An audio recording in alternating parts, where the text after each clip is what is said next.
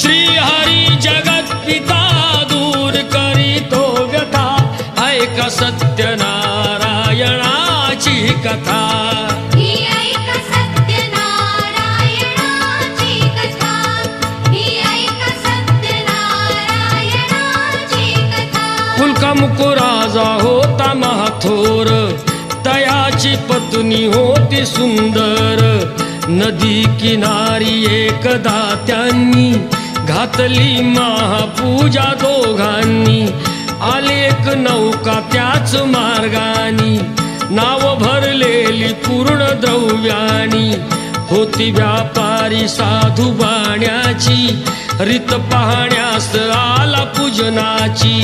उल्कामुक त्यास